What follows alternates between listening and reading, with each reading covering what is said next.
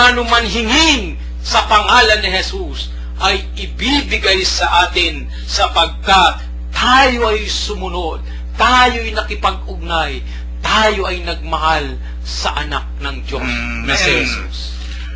Ito hong aming palatuntunan siguro nakikita ninyo, variety ho ito eh. Iba't iba ho ang inyong napapakinggan na mga reflections sa akin nung binabasa rito. Patunay lamang ho ito na kayo kung makikinig ho kayo, maunawaan ho ninyo kung ano ho ang nilulundo ng bawat mensahe ng ating Panginoon para ho sa ating pang-araw-araw na buhay. Maaaring yung sinabi ni Kuya Jo, para ho tama ho sa inyo kay Kuya Ben at ang kay Kuya Bert. Kuya Bert, dito yung kagalakan ay magiging kalungkutan. Dito ho sa mundong ito magiging kagalakan ng kalungkutan. Marami ho sa mga Kristiyano nagliliwaliw, masaya dito sa mundong ito. Yung kasayahan ng mundong ito kabaligtunaan pala, pagdating ng panahon pala, yung pala magiging kalungkutan. Bakit ho magkakagayong kaya? Yung kaya nang dahil sa pagsusulit natin sa Panginoon. Pagka tayo nagsulit na sa Panginoon, na tayo'y nagpakasasa, tayo'y nagpakaliwaliw dito sa mundong itong ibabaw pagkatapos yung pala hindi katanggap-tanggap pagdating doon sa kanyang kaharian, so magiging kalungkutan. Bigyan nga ho ninyo kami ng iba pang mga punto ho rito para maunawaan ho ng ating tagapakinig kung ano po ang dapat maging patnubay ng ating tagapakinig. Alam mo, Kuya Men, bago natin sagutin yung tanong mo, tingnan natin yung sinabi ng Panginoon. Naramdaman ni Jesus na ibig nilang magtanong. Kaya sinabi niya, nagtatanungan kayo tungkol sa sinabi kong kaunting panahon na lamang at hindi niya ako makikita. At pagkaraan ng kaunting panahon, ako'y inyong makikita uli. Sabi nga ni Kuya Ben kanina, karagdagan sa kanyang sinabi, hindi nila talaga maunawaan. Bakit? Dahil ang pagkaalam nila dito sa lumang tipan na binabasa ng mga guro nila nung unang panahon, ang pagkabuhay ng muli ng isang tao ay pagdating ng second coming ng Mesaya. Okay? So, hindi naman kinikilala karamihan ng mga Hudyo na si Jesus ang Mesaya. Kaya ipinaliliwanag niya sa kanyang mga alagad dahil ito ang pinili niya upang maunawaan nila. Kaya hindi nila maintindihan dahil ito ang naririnig nila sa Jerusalem sa mga pangaral ng mga eskriba at pariseryo. Kahit hanggang ngayon, marami rin pa tayong mga kapatid na kumikilalang sila'y Kristiyano, pero kinikilala nila na muling mabubuhay ang lahat ng mga patay sa pagdating ng Panginoong Jesucristo. Kaya hindi sila naniniwala sa mga santo dahil wala pa raw na buhay na patay dahil nakalagay sa lumang tipan. Sino itong kausap ni Jesus? Hindi pa nga namamatay ang Panginoon Ipinakita na niyang buhay si Moises at si Elias nung siya'y nagbagong anyo doon sa Mount Tabor.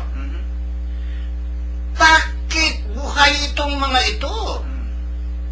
Bakit pilit nilang inilalagay ng mga ibang kapatid natin hanggang sa ngayon yung kanilang kaisipan, yung kaisipan ng Diyos sa isip nila? Kaya nga ipinahihiwatig ng Panginoong ito ngayon na siya ay hindi nila makikita sandaling panahon, pero makikita nilang muli. Bakit? Dahil nga sa ikatlong araw, siya'y muling mabubuhay. Kaya muli nilang makikita. So ngayon, napatunayan na natin ito no? Na muling nabuhay ang Panginoon. Sino ang unang panganay na anak ng Diyos na nabuhay? Ay ang Panginoong Jesucristo.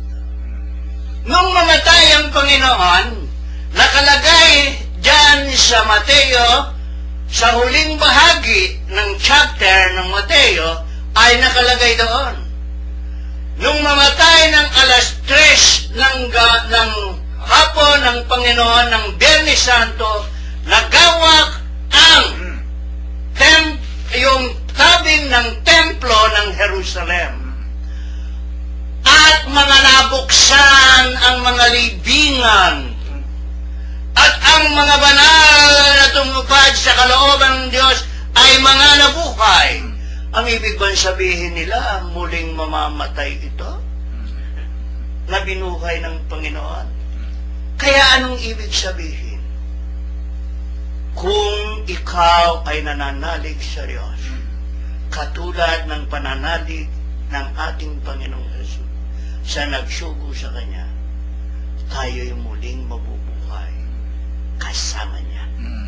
Kaya nga, Kuya Min, sa mga pangyayaring ito, hindi nila maunawaan sapagkat yun ang nakatatak sa kanila sa lumang tipan.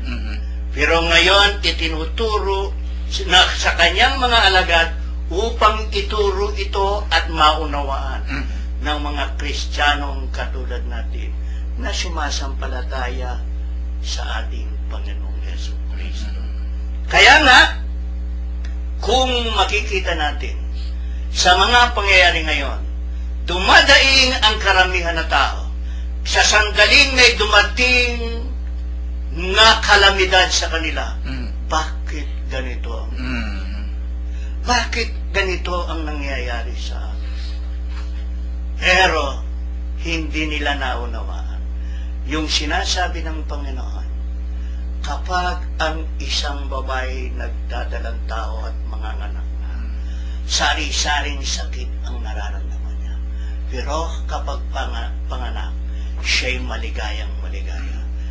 Dito sa mundong ito, maraming kapaghatian tayong dadanasin, katulad ng dinadanas at dinanas ng Panginoon.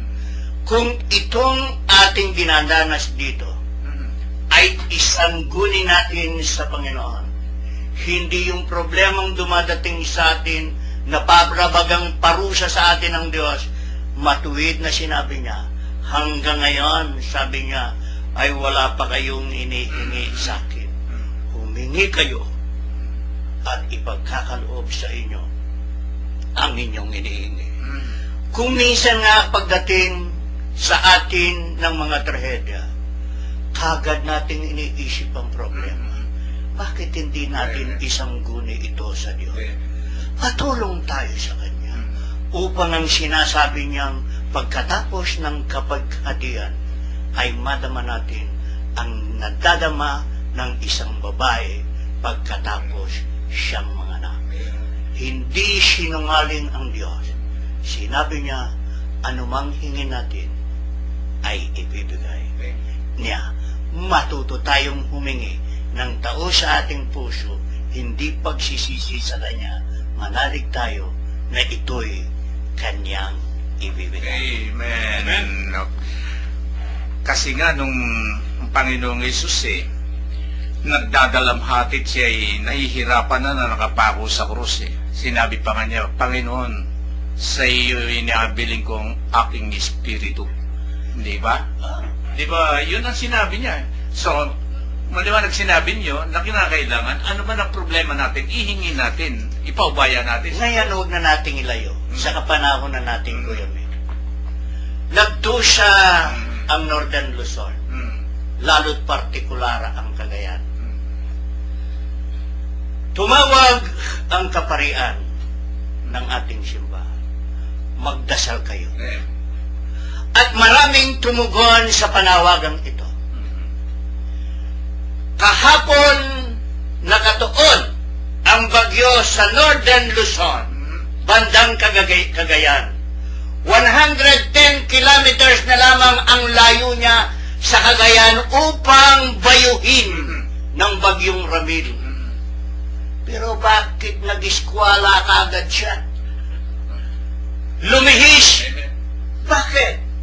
Dahil sa ginamit ng Panginoon ang isang high pressure upang hadlangan ito at mailihis. Walang dahilan ang Panginoong Jesus ang siyang hari ng lahat. Mhm. Maraming bagyong dinanas ang kanyang mga kasama, ang kanyang mga alagad. Pero nagtataka sila pag sinuway ng Panginoon. Mhm. Kaya manalig tayo sa Diyos. Huwag nating kaliligtaan ang magdasal Mhm. sa oras at peligro ng ating buhay. Amen. Hanggang ngayon, wala pa kayong hinihingi sa akin. Yun. Kinakailangan humingi pala na tayo. Oh. Kasi kagad nga natin iniisip pag medyo Amen. dumating ng trahedya, yung problema Hindi na natin naiisip Isip yung humingi ng... Tawagin natin siya. Amen.